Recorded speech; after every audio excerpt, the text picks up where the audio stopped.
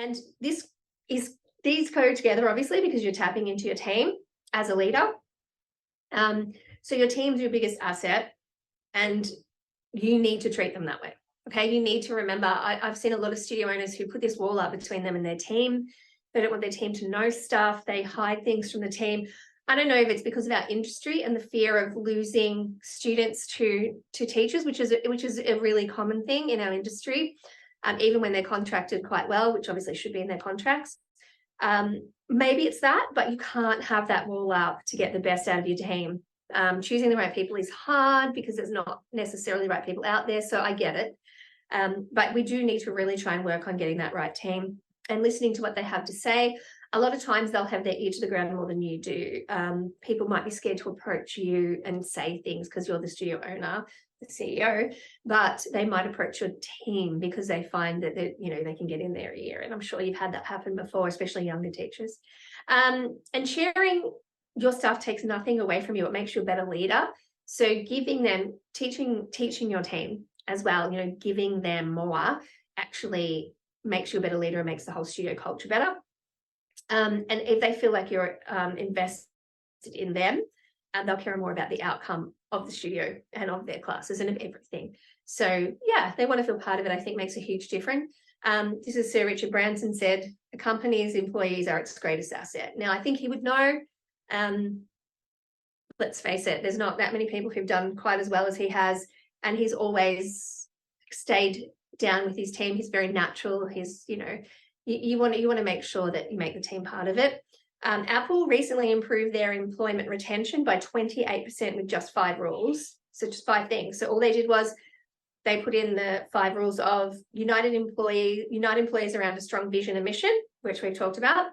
Don't undervalue any individual and stay in tune with employee sentiment. It's easy to forget about those people that are just nice and do their job. Don't forget about them. Keep them engaged. Keeping people informed. We've talked about how we're going to do that through our systems.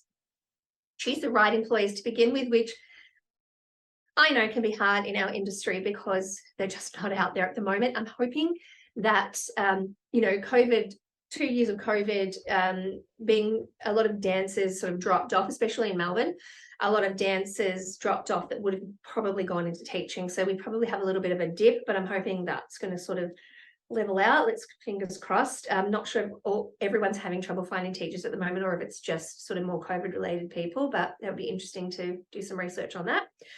And the other one is continually train and develop employees. I would suggest that you would not just, here's your class, off you go.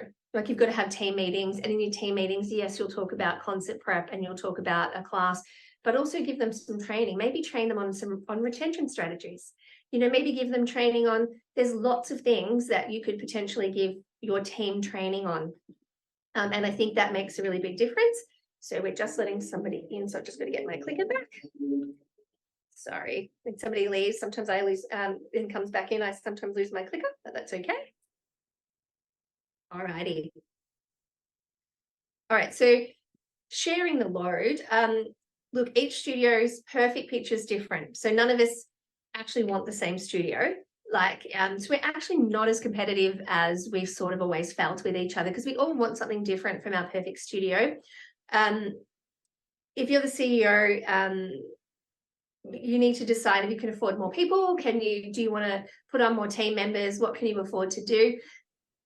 Sometimes it's a bit too expensive. So there are things you can do, like hiring out just like a specific task it might be. So Fiverr, Upwork, and Freelancer, they're 3 different websites that you can go on to, or apps. I think they have apps you can go on to, and you can get specific tasks done. So this might be just a one-off thing.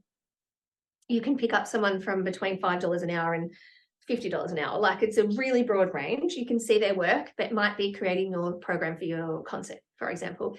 You might be able to just send it all across, and somebody on one of those, say Fiverr, will then send you a sample. You go, that's not good enough. They'll do it again, but it might cost you $5 an hour. So they're just things that you might be able to, and that's not going to cost you. And in fact, it's going to save you money, because you can then be working on something else that you need to do that's worth more than $5 an hour.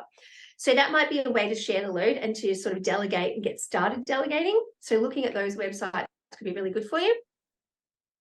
I have an offshore team. This is my team. They've all been putting up links and things for you the whole morning, and they are fantastic. Like my offshore team, I couldn't live without them now. So we've got Marichelle, which is Ching. I'm not sure what she's on there as. Ching's a school teacher, so she totally understands the process of education and training, and she's my sort of personal VA, so she'll do a lot of personal stuff as well, and then she manages the team. So George and Maiko are both relatively new. George came in as an IT specialist, and he's specialized in my website and graphic design. So he's sort of done the branding, like all of these colors you see, the logos. George has done all of that, so it's wonderful. And then Maiko's come in after that, and he also does IT, and he specializes in graphic design, and he will work with George. So George will, pass Maiko some, he'll do the social posts and things like that, and they'll work together. So it's awesome. Now these three work full-time for me. Full-time, I think 40 hours a week. They work full-time, and yeah, as I said, I couldn't live without them. They do everything. Look, it takes a bit of training to get used to if you're going to have an offshore team. It will take you a little while to get used to the back and forward and to train them, because you've got to train them like any staff member. But they are maybe, I don't know, maybe a third of the cost to have an offshore team working for you. So it is certainly something that I would look at. It is hard to have an offshore person working only 1 or 2 days a week. It is easier if you have them for a period of time, because they do need to learn your business the same as anybody else does. But certainly something that we can help you with, and something that I would definitely look at if you're interested. So this is a success story we have of one of my students. So Brendan and Aaron, they were married. Oh, goodness me. How long ago were you guys married? 5 years ago. Yeah, so Brendan's here today. So Brendan and Aaron started off, Brendan was teaching dance for a local studio, and Aaron and Brendan both also have an interest in fitness. So they asked the studio owner at the time if they could run, some fitness classes at the studio. And of course, a bit of rent. So of course they're going to say yes. So off they went, and they were running a few classes, and these sort of developed, and they got a health program involved, and so it was growing, which was great. And then the studio closed down. So they've gone, what do we do now? So they went, that's it, we're going to do it, and moved out of their comfort zone, found themselves a factory, and did out the factory and just grew. They ended up growing to first aid as well, and made it bigger and bigger. And obviously they needed help and support, because you can't do it all on your own. We've discussed that. So you can see here, that's our Australian team of trainers in the black. And then that's their Filipino team that supports them in the Philippines and does all of their admin and organizing of that stuff. And they've also grown again since then. They've got 7 in the Philippines now. So it's an amazing story.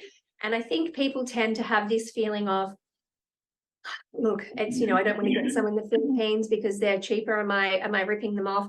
And that's not at all the case. You're given where the wages sit, and that's what works for them, a community. And we've found that you put on a Filipino, they help you build. You can afford another Australian. Another Filipino helps you build a bit more, another Australian. So it's a win-win situation, and we, Brendan and Aaron also started a charity for children in the Philippines. So we go over there every year and support the Filipino children and donate, last year it was backpacks and supplies to the schools and stuff like that with the charity walk. Anybody's welcome to get involved with that. But, we've all become a family with these guys. So it's been wonderful, and certainly a win-win situation. And if anybody wants to talk to any of our VAs, you can type in the chat right now and they'll answer you.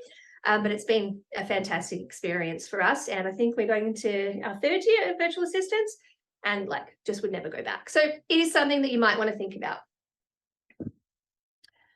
All right, so summing up our tapping into team. So basically, value your current team and actively think about retention. Don't just leave it on the back burner. Align your team with your studio values, your mission, and your vision. Give your team the knowledge and information they need to succeed. Don't hold back. Have your key performance indicators so that they're known, and regular team connection and communication. Have a good hiring process. Get help when and where you need it. Hire a virtual assistant ASAP if you can, and build your team both locally and virtually. So no matter how hard we work and how much better you can do things than others, you can only build so far without a team. So it's something that is probably something you really need to think about. I think I did miss a slide back there. I just wanted to say with the KPIs and all of that, you do need to have KPIs in place so that they know what to do. You do need to have team meetings. So you need to make sure that, I'm just going to jump back to that slide. You do need to make sure that you have team meetings so that you can tell the team, one, what's going on, and maybe once a month is okay. Some people do every 2 months. I like once a month, but you can record them and put them in your internal website for the team. First half is about what's going on. Second half is some sort of training. Yes, I did pay the team for team meetings, but we did have a admin fee and a teaching fee. Trello boards, I showed you my Trello boards, making sure that communication's there. And we talked about building your team locally and virtually. Well, the other thing is you want to build a team like you might want a specialist accountant. You might want a specialist. I have a specialist in accredited training. You might have specialists in Australia as well. My accounts person at the moment is in Australia. She just every couple of weeks she'll do my accounts. And then obviously my virtual team do. But you can split that up how you want and what you're used to.